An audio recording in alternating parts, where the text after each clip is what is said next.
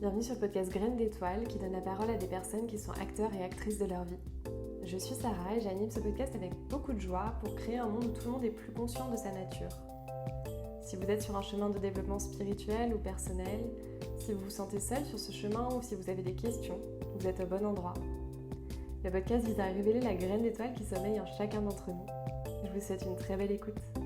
Bonjour à tous, bienvenue sur un nouvel épisode de Graines d'étoiles. Aujourd'hui j'ai le plaisir d'échanger avec Camille Laperle qui est en direct du Québec. Camille, je ne sais pas si vous vous en souvenez, c'est Lily qui nous en a parlé dans le premier épisode de Graines d'étoiles et qui nous conseillait justement de l'interviewer, donc c'est chose faite et je suis ravie d'accueillir Camille sur cet épisode-là. On va parler de maternité et surtout de maternité sacrée. Camille, c'est une personne qui a plein d'outils dans sa boîte. Elle est aussi bien doula que formatrice, que facilitatrice d'espaces sacrés. Elle a aussi une spécialisation en Ayurveda, elle fait du Reiki, plein d'outils. Et elle va nous parler du coup plutôt de maternité aujourd'hui. Mais est-ce que tu pourrais nous en dire un peu plus sur qui tu es avant de démarrer sur le thème ? Ah, la question. Euh, qui je suis? En fait, oui, tu as quand même fait une belle présentation. Sinon, ce que j'aime ajouter, c'est que je me spécialise maintenant aussi en breathwork, qui est une technique super puissante de respiration connectée qui nous amène à nous libérer de nos blocages et à favoriser une évolution un peu plus rapide. Puis, je suis aussi maman de 2 et ça me définit beaucoup cette maternité. Donc, Flavie a 5 ans et Zoé a 8 ans. Et donc du coup dans Graines d'étoiles on parle un peu de spiritualité. Toi, ça serait quoi ta définition aujourd'hui de la spiritualité ? Ah, oui, c'est difficile cette question-là, je trouve, en 2021 parce que la spiritualité, elle est un petit peu galvaudée. Autant c'était tabou il y a pas si longtemps, autant maintenant c'est devenu vraiment mainstream. Puis je trouve que c'est difficile de s'y retrouver aujourd'hui. Autant ça pouvait être difficile il y a quelques années parce qu'on se sentait peut-être un peu hors norme ou en dehors de la société avec une pratique spirituelle bien ancrée, bien présente. Puis autant aujourd'hui, c'est qu'on se fait bombarder d'informations à droite et à gauche. Donc, c'est la difficulté, c'est de trouver son chemin à soi. Et pour moi, c'est ça, la spiritualité, c'est de trouver sa propre vérité. Oui, ça peut se faire avec différents outils, mais c'est absolument pas nécessaire. Tout ce qui est cristaux, tout ce qui est sauge, rituel et autres, c'est facultatif. L'idée, c'est vraiment de revenir en soi puis de trouver ce qui fait du sens, qui résonne avec soi-même. Pour moi, c'est une grosse quête de sens, la spiritualité. Puis c'est de faire confiance aussi d'une certaine façon, je veux dire, une puissance supérieure, euh, sans avoir l'air trop perché, là. L'idée, c'est de sentir qu'on est sur Terre pour une raison, pour accomplir une mission ou autre. On peut le définir de différentes façons, mais puis de sentir qu'on est supporté au quotidien, je trouve que ça nous aide beaucoup dans cette mission-là, de sentir qu'on n'est pas seul puis qu'on est tous et toutes connectés les uns aux autres. C'est ma vision. Merci d'avoir partagé ta vision. Du coup on avait prévu de parler de maternité et de maternité sacrée, puisque c'est le titre, enfin c'est un peu le titre de ton entreprise et c'est aussi le thème sur lequel tu accompagnes pas mal de gens, de femmes. Pourquoi est-ce qu'on parle de maternité sacrée ? Qu'est-ce qui est différent par rapport à une maternité pas sacrée, entre guillemets ? Ben, pour moi, toutes les maternités sont sacrées à la base parce que c'est tellement un moment de redéfinition de qui on est, total. Puis oui, il y a certaines personnes qui vont passer à côté parce qu'elles vont pas s'attarder à cet aspect sacré nécessairement, puis elles vont vivre leur maternité un peu sur pilote automatique, si on veut. Mais à un certain moment, ça va les rattraper de toute façon parce que la maternité nous change. Qu'on le veuille ou non, que ce soit conscient ou inconscient, il y a des reprogrammations neurologiques qui se font. Donc, déjà, à la base, on se reprogramme pour pouvoir accompagner nos bébés, nos enfants. Mais au travers de ça, c'est tout notre regard sur le monde, puis sur notre entourage, sur notre travail, sur nos occupations, sur nos amitiés, qui va se redéfinir au contact de ces petites âmes pures. Et voilà, on a tendance à beaucoup cloisonner, à beaucoup essayer de mettre des mots, des étiquettes sur un peu tout. Donc, pour moi, la maternité sacrée s'adresse à chaque maternité. Puis, pour vraiment, OK, si on veut vraiment s'étiqueter en tant que maman qui vit une maternité sacrée, pour moi, c'est d'être dans l'observation puis la pleine présence. De, de reconnaître que c'est un moment hors du temps et de prendre le temps de le vivre, justement. Voilà, c'est beaucoup question de conscience et de présence, tant qu'à moi. Qu'est-ce que ça change pour toi, cette conscience et cette présence dans la maternité? Ça permet d'accompagner nos enfants différemment et déjà en partant. Puis ensuite de ça, je trouve que ça amène beaucoup de douceur par rapport à ce qu'on vit, parce qu'on a tendance à se mettre énormément de pression, à faire des comparaisons avec les autres, à se juger, à se critiquer soi-même. Donc, de prendre le temps, ça permet d'honorer tout ce changement-là, puis d'accepter d'être vulnérable, d'accepter de demander de l'aide, euh, d'avoir beaucoup de compassion pour soi-même aussi dans ce processus-là. Donc, présence et conscience, pour moi, ça amène tout ça. Comment est-ce que tu en es arrivé à travailler sur ces sujets, à vouloir partager au monde ta vision justement de la maternité? Je suis dans le milieu du développement personnel, de la croissance personnelle, spirituelle, depuis tellement longtemps. Je me rappelle à 16 ans, je lisais des livres, euh, euh, self-help book de, de croissance personnelle, justement. Donc, ça a toujours fait partie de moi. Ça fait maintenant 20 ans que j'enseigne aussi. Donc, ça aussi, ça fait partie de moi depuis longtemps. Et, euh, et toute cette transmission-là, c'est venu d'abord et avant tout de ma propre expérience de maternité. J'ai vécu 2 expériences totalement différentes. La première en étant assez déconnectée, je dirais, et en faisant mes choix, en les assumant pleinement, en étant, je suis bélier de ma dans ma carte du ciel. J'ai beaucoup d'énergie de feu, donc ça fait en sorte que oui, j'ai fait des choix qui étaient conscients à cette époque-là, mais sans égard aux autres autour, avec pas toujours beaucoup de diplomatie ou de considération pour les choix de l'entourage. C'était vraiment ma vision, une vision assez bornée. Et ça a fait en sorte que je me suis écoutée, mais je me suis aussi beaucoup épuisée dans le processus parce que j'étais toute seule, parce que j'ai pas su demander de l'aide, parce que j'ai pas su reconnaître ma vulnérabilité. Et ma deuxième expérience de maternité a été vraiment beaucoup plus douce parce que là, à ce moment-là, j'étais dans la pleine présence. Je me suis autorisée du repos. En postpartum, j'ai, j'ai accepté de conjuguer avec les expériences puis les observations qui étaient différentes des miennes autour. Puis ça a fait en sorte que cette maternité-là était beaucoup plus riche, était beaucoup plus dans un espace d'ouverture que de fermeture. Et ouais, à partir de ces 2 expériences-là, à partir d'un burn-out parental que j'ai fait aussi, j'en suis venue à créer une entreprise en conscience pour accompagner les femmes dans cette grande transition-là. Moi, j'avais aussi envie de te poser la question, comment il s'invite le sacré dans la maternité? Comment, de quelle façon tu fais en sorte que la maternité soit sacrée? Bien sûr, plus en conscience, plus à l'écoute, mais concrètement, ça passe aussi par quoi? Oui, il y a vraiment beaucoup de différentes façons, si on y va dans un aspect un peu plus pratico-pratique, de, d'intégrer du sacré dans sa maternité. Et ça peut passer par tous les soins du corps, que ce soit un bandage du ventre, bandage du bassin pour se supporter en postpartum, que ce soit un yoni steam, un sauna vaginal, soit en postpartum pour la guérison ou soit pendant les lunes, pendant les cycles menstruels pour adoucir le tout. Quoi d'autre? Ça passe par les plantes aussi beaucoup, en tisane, en macérat, en teinture mère.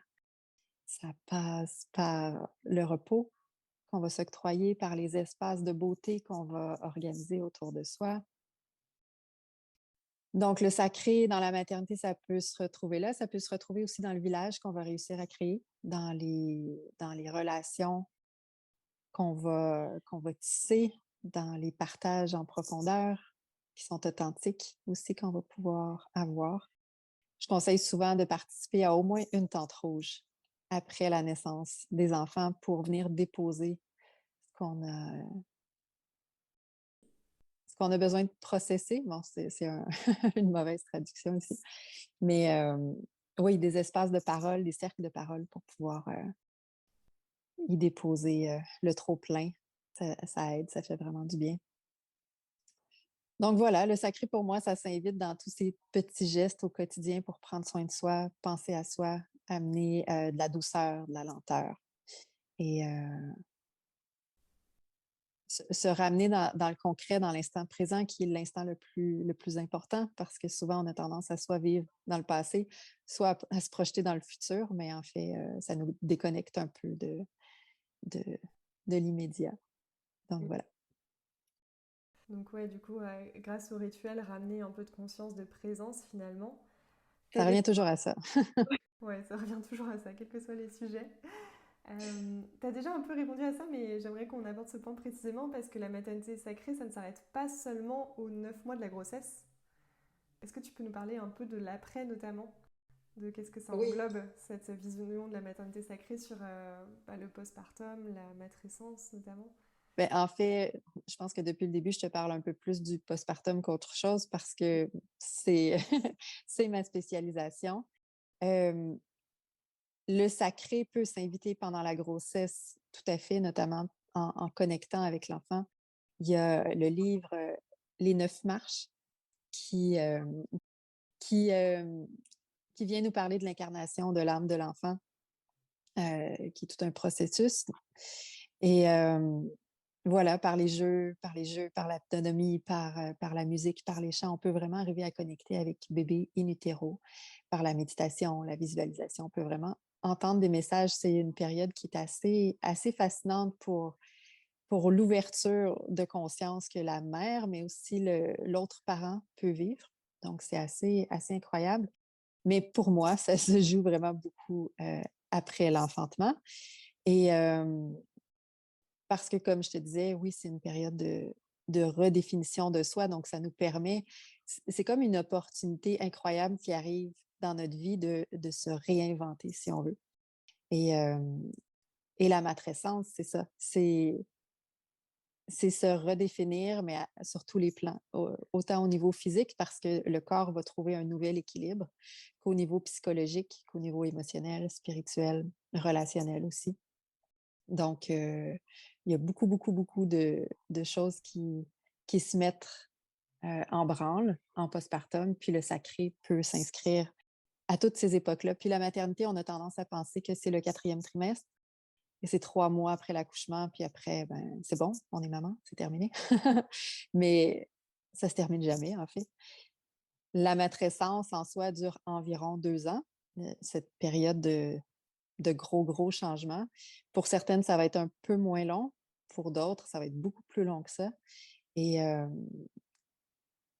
et voilà, les enfants partent de la maison, ils sont rendus autonomes et ce sont des adultes et on reste maman en, en nous, c'est bien ancré. On va continuer de se faire du souci pour ces personnes-là, puis d'être présente et, dans la grande majorité des cas. Donc, voilà, pour moi, la maternité, c'est une histoire qui débute au moment de la conception et qui va se poursuivre pour le restant de nos jours. Et on peut y installer de la maternité sacrée à n'importe quelle période. Même si, à un certain moment, on ne pensait pas de cette façon-là, tout est rattrapable. Il n'y a pas de période définie, précise.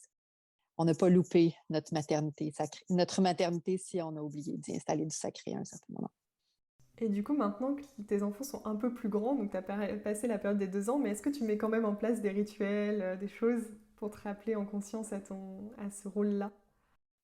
Oui, tout le temps. Puis ce qui est beau maintenant, c'est que je peux les incorporer aussi dans mes rituels. On se fait des cercles de parole souvent. Quand il y a des conflits dans la fratrie, on se rassemble autour d'un bol de cristal. Chacun prend l'objet de parole, chacun a son tour de parole pour expliquer. Quand tu as fait ça, j'ai pas aimé, ça m'a rendu triste, etc. On se fait des rituels de pleine lune aussi, où on va déposer des choses qui nous tirent vers le bas, qui nous prennent de l'énergie. Donc, on laisse aller tout ça au moment de la pleine lune. Je suis déjà en train de préparer un rituel de ménarche pour les premières lunes de ma plus grande. Donc, pour l'accompagner dans sa transition de jeune fille à jeune femme.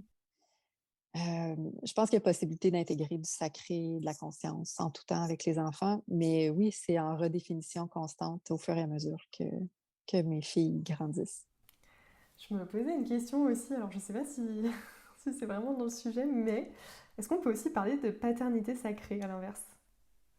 Oui, tout à fait. C'est pas ma tasse de thé parce que biologiquement parlant, un homme et une femme ne vont pas envisager la parentalité de la même façon.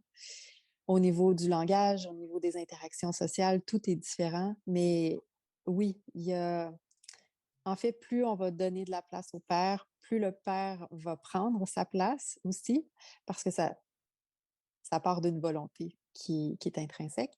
Euh, Plus on va la voir se créer cette paternité sacrée, je pense elle est là, de plus en plus présente, mais encore un peu latente.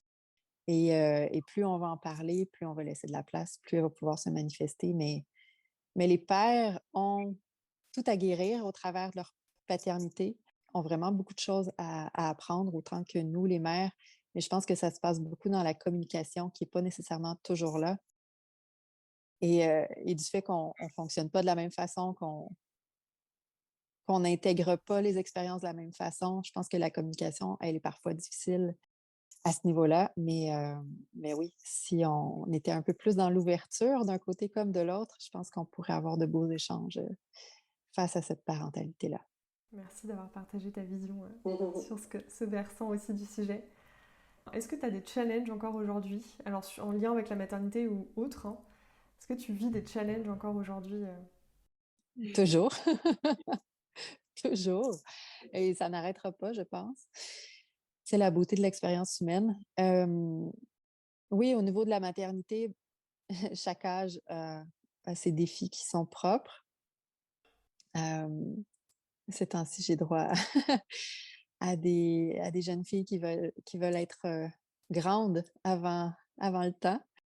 Donc, ça amène son lot de défis. Sinon, au niveau spiritualité, euh, si on sort un peu de la maternité, je trouve ça aussi difficile. Euh, Ces temps-ci, j'en parlais au début de notre rencontre, mais en 2021, vivre sa spiritualité, ça peut être difficile parce que il y a tout un aspect réseaux sociaux, tout un aspect information qui pullule à droite, à gauche, une espèce de FOMO aussi qui se manifeste, fear of missing out, la peur de passer à côté de quelque chose, de manquer quelque chose, une formation, une conférence, une lecture ou autre.